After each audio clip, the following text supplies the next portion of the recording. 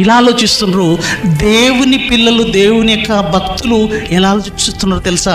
ఎప్పుడు మరణిస్తామో తెలియదు, ఏ రోజు మరణిస్తామో తెలియదు. మా యొక్క చావును, మా మరణాన్ని సకాలం చేసుకోవాలన్న ప్రయత్నంలో ఎంతగా తాపత్రయపడుతున్నారో అన్న సంగతి ఆలోచించుకోలేదండి. అంతెందుకండి, ఇప్పటికీ మన పరలోకపు తండ్రి మన కోసం కష్టపడుతున్నాడండి.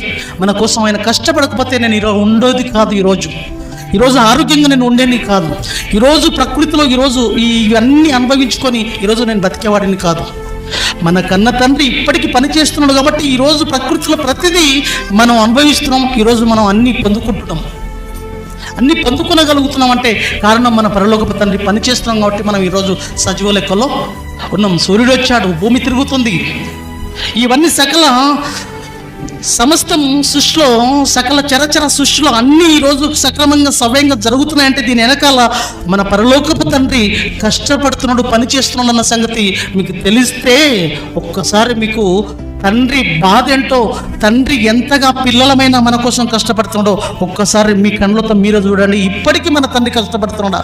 మరి నా తండ్రి కోసం నేను ఏం చేయగలుగుతున్నానని ఎందుకు ఆలోచించొద్దు? నా మరణాన్ని ఎందుకు సకాలం చేసుకోలేకపోతున్నాను? చేసుకునే దిశ వైపుగా నేను ముందుకు ఎందుకు వెళ్ళలేకపోతున్నాను? ఎందుకు నా బ్రతుకులో ఎందుకు పూర్తి చేయలేకపోతున్నాను దేవుని పనులు? నా మరణం ఎప్పుడు వస్తుందో తెలియదు. మరణం వచ్చేలోపు సంపూర్తి చేసుకునకపోతే నా మరణం అకాలంగా నిత్య శిక్షలోనికి వెళ్ళిపోయే భయంకరమైన పరిస్థితి ఉంది. దేవుడా, నా కాలం ఎప్పుడో నాకు తెలియదు. నీ పనులు నేను పూర్తి చేసుకుంటాను తండ్రి అని దేవుడి పాదాల దగ్గర శరణోడొద్దు. 5:17 యోహాను సువార్త. మన కన్న తండ్రి చూడండి ప్రియులారా, మన దేవదేవుడు చూడండి ప్రియమైన దేవుని వారలరా, మన తండ్రి మన కోసం కష్టపడుతున్న తరుణం వైనం చూడండి ఒకసారి.